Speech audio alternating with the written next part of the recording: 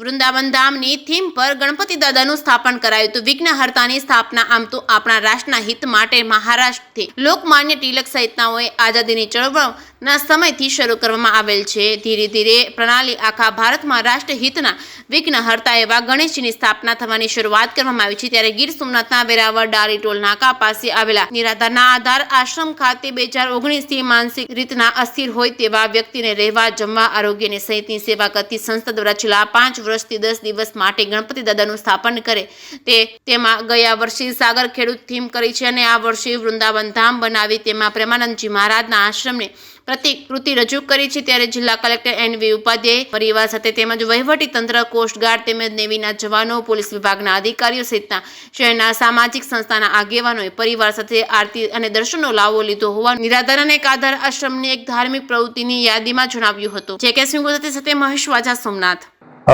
નિરાધારનો આધાર એટલે કે સોમનાથ દાદાના સાનિધ્યમાં કે જે રીતે આયા જે એમને જે સંસ્થા દ્વારા જે જેટલા ભગવાનને રાખ્યા છે કે જે રીતે બહાર ઘણા બધા રોડ ઉપર હોય છે, પણ અત્યારે જે આ મારા મિત્ર છે ખાસ કે જે એમને જે નિરાધારનો આધાર કરીને જે લોકોને હાચવે છે ને લોકોને સારા કરીને એમના દેશ સુધી બધાને પહોંચાડે છે અને પ્લસ હજી પણ ગુજરાત નહીં આખા ઇન્ડિયા લેવલમાં ગમે ત્યાં છે ત્યાં મને ગમ્યું વસ્તુ કે ભાઈ અહીંયા આવીને બધાને આમ અલગ અલગ બધા લોકો ભગવાન, મને પોતે અમિતાભ બચ્ચનના ડાયલોગ નથી ફાવતા પણ એ બધા લોકો અમિતાભ બચ્ચનના ડાયલોગ બોલતા હોય, અલગ અલગ મારી સાથે ડાન્સ કરતા હોય, પણ એને આયા આવીને મને એટલી આમ સોમનાથ દાદાના સાનિધ્યમાં એવી મને એક આમ ઓલી થઈ કે ભાઈ નહીં, આના લોકો સારા જે લોકો ભગવાન છે એની સાથે ડાન્સ કરીએ, આનંદ કરીએ, ફોટા પાડીએ, મજા આવે। અને જેટલા લોકો સોમનાથ વેળાવળ હોય, ગુજરાતમાં તમામ લોકો અવારનવાર આવતા જતા હોય તો તમે અહીંની મુલાકાત લેતા રહેજો। બહુ જોરદાર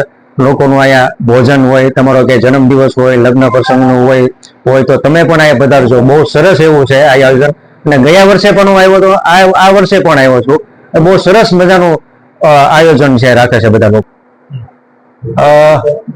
નિરાધારનો આધાર એટલે કે ભાઈ અહીંયા જેટલા લોકો, એમાંય પાછું એવું એક આકર્ષણ કેન્દ્ર છે કે જે દ્વારકાધીશ સાક્ષાત તમને જોવા મળે એવા રાધા ને કૃષ્ણ, અને એનું આખું એમ મીંડવા ઉપર એવું લાગે કે ભગવાન કૃષ્ણ ને રાધાજી બેઠા છે, એમાં તે ગણપતિ અને એના ગેટઅપમાં બહુ જોરદાર એમનું એક સરસ મજાનું આકર્ષણ કેન્દ્ર છે।